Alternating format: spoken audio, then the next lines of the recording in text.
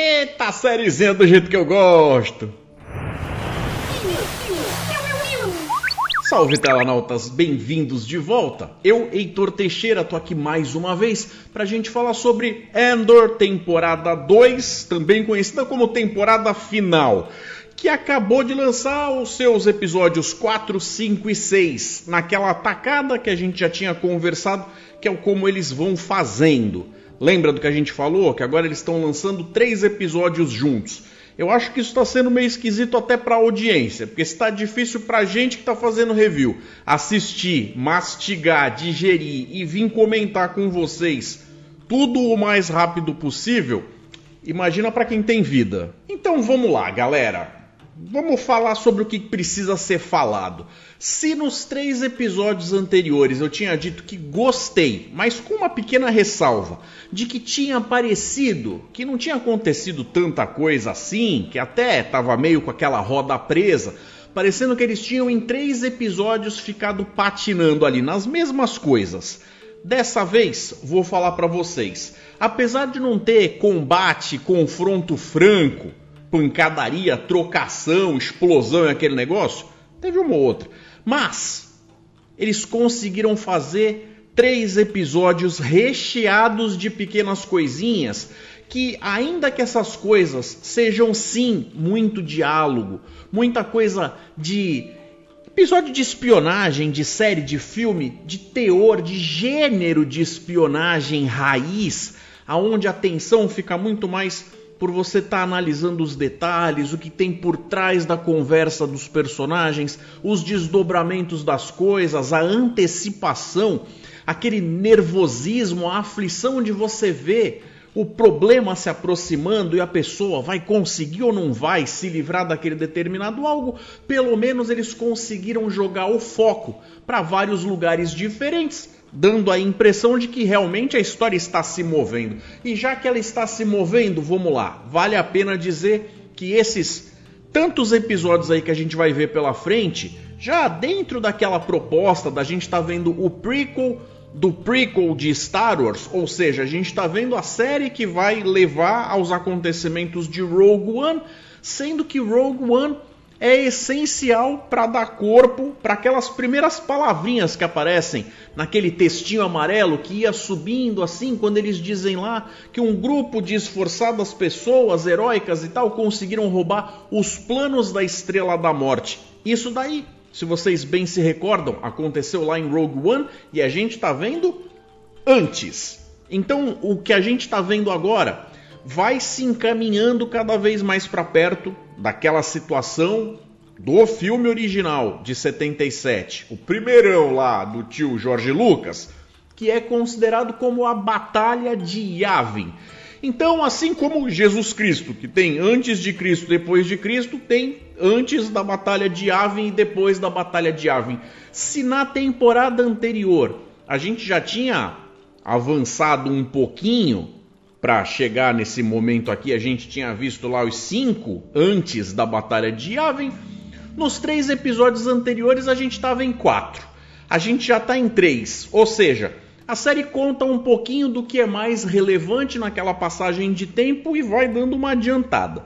Se eles vão manter isso até o último episódio, chegando bem pertinho do que eles entregam pra gente, com aquela sequência inicial de Andor, é o que está prometido. Se vai continuar 1 ano a cada 3 episódios, é o que a gente espera. Mas pode sofrer alterações, eu não estranharia. Quanto à qualidade narrativa, acho que não tem nem o que falar, né? O bagulho é animal, galera. Se você não tá curtindo, eu tô curioso pra saber por quê. Porque eu vejo uma galera nos comentários dos diversos grupos espalhados por aí falando mal pra caramba e tal. E aí fica aquela pergunta, vocês de fato curtem Star Wars? Ou vocês curtem tanto o Star Wars que vocês acham que era o representativo da franquia, que vocês não conseguem ver nada novo, minimamente diferente? Porque dizer que isso aqui não tem qualidade ou que não seja relevante, honestamente, eu gostaria que alguém me explicasse. Honestamente mesmo. Porque tudo o que a gente tem aqui é uma construção super adulta, super séria, dando um baita de um estofo para aquelas coisas que a gente vai acabar vendo se desenrolar ao longo tanto da trilogia clássica quanto das sequências e das outras séries que vêm depois. Afinal, galera, vamos lá. O tio George Lucas já comentou que quando ele criou Star Wars, ele tinha feito isso com a intenção de fazer para um público muito jovem, pensando em garotos ali por volta de talvez seus 12 anos, uma coisa até mais calcada na fantasia, no lúdico, onde era uma coisa bem dividida, a briga, a luta entre o bem e o mal. Mas, também como eu falei no vídeo anterior, isso daí aconteceu quando a gente era criancinha, mas nós crescemos. E por que não a franquia crescer junto com a gente? Se tem guerra no nome, gente, guerra não é uma coisa que acontece com gente se batendo com travesseiro. Pera lá, a gente não é ingênuo também. Então é óbvio que a história do que vai ser contada do porquê que existem os tais horrores da guerra, seja lá qual guerra for.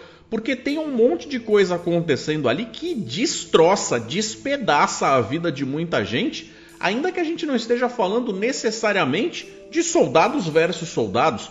Os civis que estão no meio de tudo isso, às vezes têm as suas vidas destruídas, mesmo sem que a guerra passe sequer perto do quarteirão onde a pessoa mora. Simplesmente porque a coisa muda tudo do ponto de vista socioeconômico, político, cultural e por aí vai.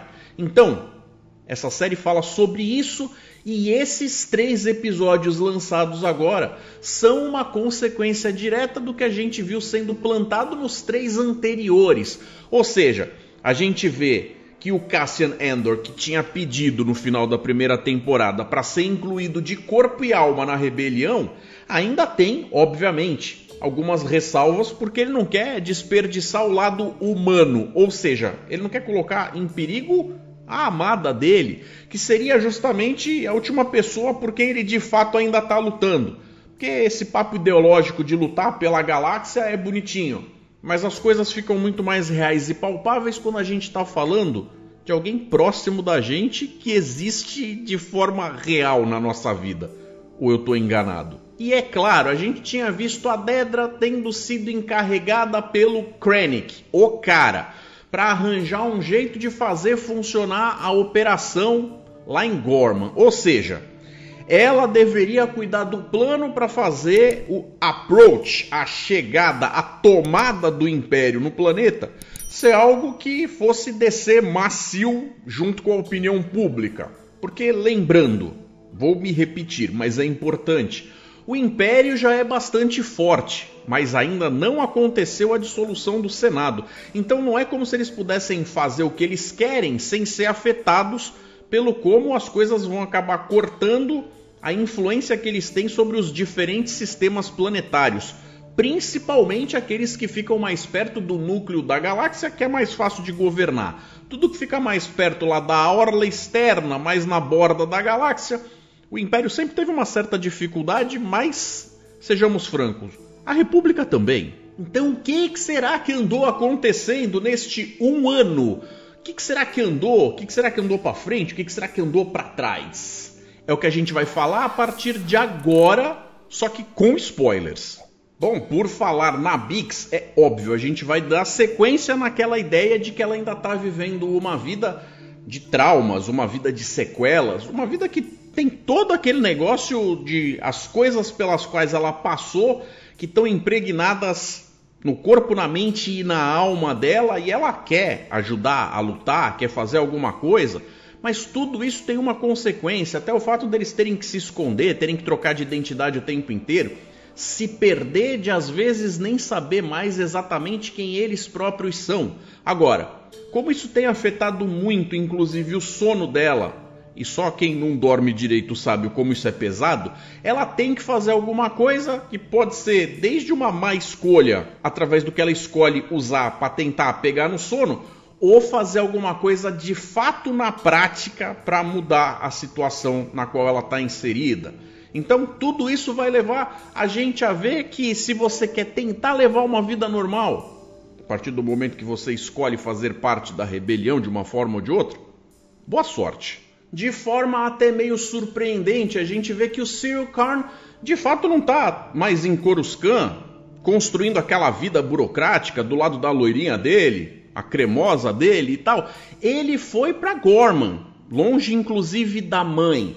E aí a gente vai assistindo essa cena tentando entender exatamente o que está acontecendo, com ele tendo a conversa inclusive sendo ouvida, mas falando tudo o que precisa ser dito para mostrar que ele talvez tenha virado a casaca. Talvez, mas a gente logo descobre que de alguma forma ele ainda está com a loirinha. E aí fica a pergunta, tá, eu entendi. Eles estão trabalhando juntos para poder fazer com que o plano dela dê certo. Mas a pergunta que fica quase que constantemente ali, até porque a gente não tem certeza absoluta ainda para que lado vai a lealdade dela, será que ela está só usando ele ou será que eles chegaram a se afinar de tal forma ao ponto dela de fato contar com ele como um aliado que vai ser a pessoa mais importante no plano dela? Mais para frente, já que a gente está na parte dos spoilers, lembre-se, a gente vê que ela está fazendo as coisas de um jeito que leva muito mais em consideração a própria carreira do que necessariamente o bem-estar do cara. Ela é fria nesse ponto. Agora, ainda dá margem para ter alguma variação ao longo dos próximos episódios? Provavelmente, mas que perceber que o trabalho que ele está fazendo de certa forma está frutificando, está dando certo e está fazendo ele ser reconhecido, é o melhor dia na vida do carinha. Já que fica bem evidente que enquanto ele está lá, a função básica dele é encontrar as pessoas que estão descontentes com o governo, ou desgoverno, ou o império, e tentar de alguma forma se aproximar delas, já que é essencial para o plano da Dedra conseguir encontrar a célula rebelde de Gorman, que está surgindo pelo fato de que o Império está fazendo a vida no planeta se tornar cada vez mais um inferno.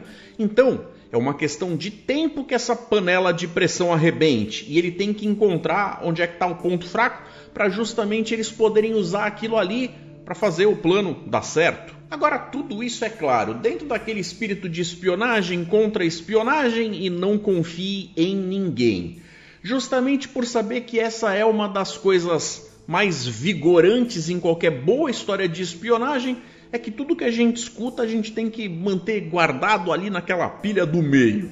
Porque se você aceitar tudo que está sendo dito, além dos espiões da série estarem enganando uns aos outros, eles vão estar enganando você também. Então, assim, antes de chegar a pensar que alguma coisa é definitiva, pensa duas vezes. Até porque, quando a galera da rebelião, que está fazendo as coisas com tanto esforço, consegue ter tanto protocolo, mas fazer direitinho, é que eles dificultam claramente serem rastreados. Óbvio, isso para a rebelião é ótimo, já que a gente vê na cena lá da reunião do ISB que os supervisores ali, os caras que são os maiorais ali da inteligência do Império, estão de fato tomando uma lavada e tendo uma grande dificuldade de conectar os pontos, de descobrir quem que é esse tal de eixo aí, que é o Lúten. Mas de qualquer forma, também tem um infiltrado do Lúten lá dentro, o que classe A vai fazer com que essa informação vaze. Então quando alguma coisa chega, alguma coisa sai, e aí fica aquele negócio de informação para um lado, informação para o outro. E a parte mais gostosa é ver quais dessas informações são justamente aquelas que são contra-informação, ou desinformação, ou a informação errada de propósito para você fazer o seu inimigo também errar, o que é sempre bacana. Vocês lembram quando eu falei no vídeo anterior que a Mon Mothma está fazendo parte da rebelião de um jeito diferente. Ela tenta articular as coisas tanto pelo lado financeiro, pelo lado político, pelo lado da influência. Mas está cada vez mais difícil conseguir conversar com outros senadores porque eles parecem que estão sendo cada vez mais facilmente e mais fortemente aliciados para a visão do Império. Ou pelo menos estão com medo suficiente para não querer mijar fora do pinico. E aí ela está tentando de fato fazer alguma coisa pelo povo de Gorman. O problema é, o povo de Gorman está tão saturado de passar por problemas e tudo mais, mas os seus representantes também estão com tantas dificuldades de ir contra o que está sendo dito, porque vejam, Gorman é um planeta que importa quase que a totalidade dos itens que usa no dia a dia. Os alimentos, os equipamentos, os medicamentos, tudo. Então, é muito fácil o Imperador ameaçar os caras dizendo: olha, se vocês não estão com a gente, é só eu cortar a rota comercial que vocês vão passar necessidade. Então, quando a Mon Mothma está tentando convencer outros senadores a tentar dar ouvidos ao que está acontecendo para eles colocarem alguma investigação, alguma ordem no barraco, ela encontra as maiores dificuldades, ou porque alguns têm medo de agir, ou porque acham que precisam de muito mais informação do que tem para serem convencidos. Tudo isso leva tempo, e tempo é exatamente o que essa galera não tem. Como eu falei, de dentro do escritório da inteligência lá, das reuniões e tudo mais, o Luthen Rael tem o seu informante, que vive com o brioco na mão porque sabe o quanto pode ser perigoso ele ser pego a qualquer momento. Mas é ele quem tem as informações mais carnudas, e dessa vez ele consegue dar aquela escapadela para ir encontrar com o Luthen lá no submundo. Por isso que eles pegam aqueles elevadores que parece que fica a vida inteira descendo. E aí quando eles se encontram finalmente, ele meio que, sem ter muito mais o que contar, acaba explicando que a Dedra está justamente no plano de Gorman, que eles não sabem exatamente qual é até então, mas pelo menos já sabem em quem que eles têm que prestar atenção. E aí, no meio de tudo isso, os aliciadores para a conspiração dos desconfortáveis, os que estão irritados no planeta com o que está acontecendo, acabam vendo que o Cyril é justamente o cara que pode ajudá-los, por ter informações do que está acontecendo perante o próprio Império, já que passam essas informações na mesa dele, e ele acaba dando, de propósito, uma série de pequenas pistas e evidências de que ele também é um descontente. Tudo mentira, tudo caô. O cara tá macumunado com a galera, tanto a Dedra quanto o chefe dela, para justamente fazer isso daí se passar por verdade, para que ele se torne um alvo aceitável para se infiltrar lá com os caras, chegando na reunião que está sendo feita às claras, meio que na Câmara Municipal lá, da Prefeitura e tudo mais. Não é como se fosse algo tão underground que tivesse que ser feito às escondidas, está sendo feito às claras. Mas só quem de fato sabe o momento de estar ali e as entrelinhas do que está sendo dito é que percebe que dentro daquele movimento de uns reclamam e outros reclamam dos que reclamam, é que tem uma galera que quer fazer mais do que apenas reclamar. E é óbvio, alguém vai chegar nele para perguntar que apito que ele toca. E aí, galera, se tava faltando ainda mais elementos de espionagem, principalmente envolvendo o tal personagem principal que dá nome ao título da série, tá na hora do Luthen ter uma conversa com o Cassian Andor, falando para ele: olha só, estamos detectando que tem coisas acontecendo em Gorman, inclusive eu tenho contato via rádio com um dos caras lá que não sabem quem eu sou, mas esse cara é um dos empresários que normalmente não ligam pra nada. Sabe aquela galera que tem dinheiro suficiente, status e poder suficiente pra estar se lascando pro povo? Pois é.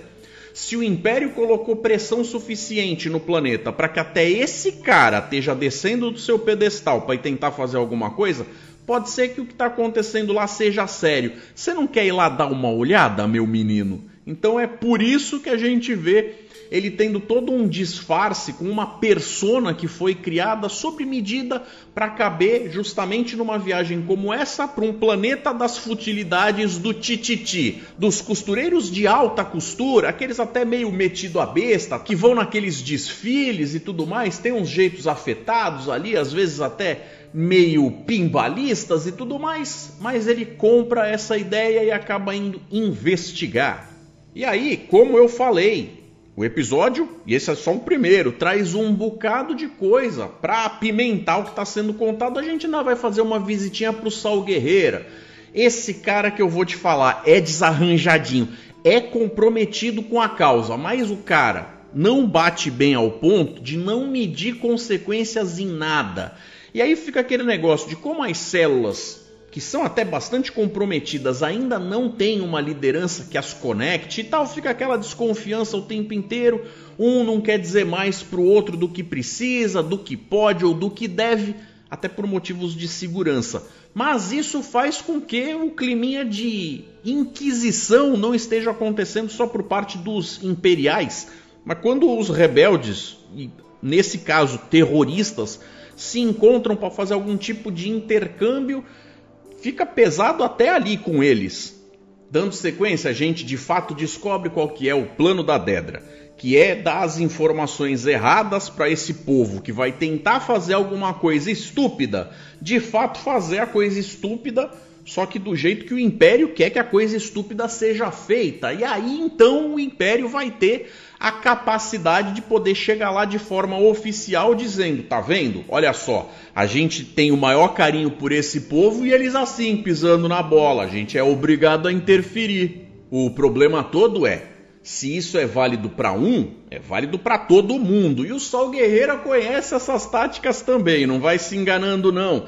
Ele tá lá com aquele rapaz novinho que estava se namorando da moça no meio dos campos de trigo, lá no último planetinha, aquele negócio todo, que tá manjando dos paranauê de como é que mexe com um dos recursos tecnológicos mais perigosos ali. Dá até a entender que o negócio talvez vá para um caminho meio arma química ou meio dispositivo nuclear. Pelo menos é o grau de coisa que eles colocam ali naquela aura de peso que a coisa tem, e ele vai ter que treinar outras pessoas. Mas o Sol Guerreira usa exatamente essa oportunidade para encontrar o delator ali no meio da galera dele e nem pensa duas vezes antes de dar aquele belo pipoco na cara do figura. Tento se livrar de mais um, agora que a informação que já foi passada do jeito errado para os imperiais. Acha que é só vocês que podem brincar? Aí o resultado da visita do Endor em Gorman é que ele nota que está mais do que óbvio que está acontecendo lá é pressão imperial para justamente fazer acontecer o que está bem óbvio que vai acontecer. Ele não sabe exatamente o que é e aquele papo todo, mas ele já entendeu o cenário geral ali, quando ele acaba meio que discutindo com o Luthen que ele prefere não ajudar essa galera a se dar mal, porque tá tão óbvio que eles vão se dar mal, que ele prefere não dar o empurrãozinho que vai fazer com que essa galera sofra. Agora, o Luthen, vamos lembrar, é o cara mais comprometido com a causa. Para ele, se essa galera se lascar, mas isso promover a vontade de mais gente fazer parte da rebelião, principalmente sendo uma galera que vem justamente de Gorman, isso vai ser extremamente benéfico para a causa. Então, ele quer forçar a situação a acontecer, quando o Cassian acaba dizendo, poxa vida, mas nós não somos droides. E o outro relembra ele, também não somos exatamente quem nós éramos antes de tudo isso começar. Esse comprometimento com a causa acaba cobrando coisas do ponto de vista do apego pessoal, coisas que você julga tão importantes e que agora não são mais para você, meu filho. Consciência. Pra quê? Pra que é isso aí? Você acha que você vai fazer guerra e vencer da máquina imperial se você jogar pelas regras? Jamais. É justamente por isso que o Luthen envia a Cinta e a Val, o casal das moças, ou dupla, como queira, para ir lá justamente ajudar a galera de Gorman, porque ele tá naquela pegada de ou vai ou racha. Quando a gente volta a nossa atenção para a senadora Mon Mothma e vê que ela está interagindo com a galera, ela encontra com um determinado senador que é de fato extremamente importante justamente para a causa rebelde, que é o senador Bail Organa. Lembrando que aqui eles substituíram o Jim Smith pelo Benjamin Bratt, supostamente por problemas de agenda do primeiro ator que interpretava esse senador até então, desde lá das prequels. E aí, assim como no terceiro episódio daquela primeira leva da semana passada, quando a gente vai chegando no momento da ação no beco, onde os rebeldes de Gorman vão fazer lá a incursão deles para conseguir roubar a carga, essa ação vai sendo entrecortada e vai misturando com as partezinhas da história do que está acontecendo na mesma festa que a Mon Mothma tá, onde eles estão tentando recuperar aquela escuta que não pode ser encontrada. E aí fica um pouquinho cá, um pouquinho lá, e as unhinhas você vai roendo e vai ficando cada vez mais dodói. E no meio disso tudo, com a inépcia de um dos jovenzinhos lá em Gorman, bala perdida e a cinta acaba sendo atingida.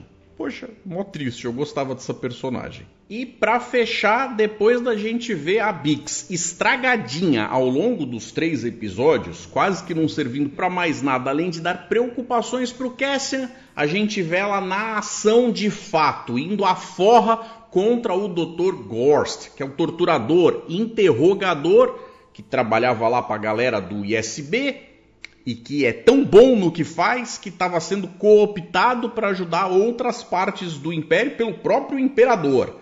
Mas hoje não, camarão. Ela faz o favor de tirar esse cara dos assets, dos dispositivos disponíveis para o Império. Não queria se envolver? Então, se envolveu. Em termos de narrativa, não sei se dá pra dizer se ficou muito melhor ou pior, porque eu não achei os 3 episódios da semana passada ruins, mas em termos de ritmo, com certeza, dessa vez aqui, eu posso dizer que pelo menos na minha ótica, na minha visão, a coisa ficou um pouco mais acelerada para um mais agradável de assistir, dando pelo menos a impressão de que tem mais bagaça ali sendo acumulada para divertir a gente. Não sei vocês, o que vocês acham? Tô curioso para saber. Inclusive, galera, vou reestabelecer e refazer o convite. Querem fazer parte dessa conversa aqui no programa? Então, entra nas descrições do vídeo, dá uma olhada nas regras e vem participar no momento dos Telanautas. Que o que vocês escreverem a respeito, tanto dos 3 episódios anteriores quanto desses aqui, vai ser lido, pode ser lido se vocês participarem, na semana que vem. Então vem, galera, vem fazer parte, vai ser legal. Posso aceitar perguntas, sugestões, elogios, devaneios, teorias, desde que vocês sigam as regras. Então é isso, galera. Acho que eu comentei basicamente o que eu achava do episódio, relembrando os eventos e falando mais ou menos o que passava na minha mente distorcida a respeito de cada uma dessas coisas. Eu vou ficando por aqui. Fiquem com 2 sugestões para continuar seguindo com o meu conteúdo. Um forte abraço, galera. E até mais.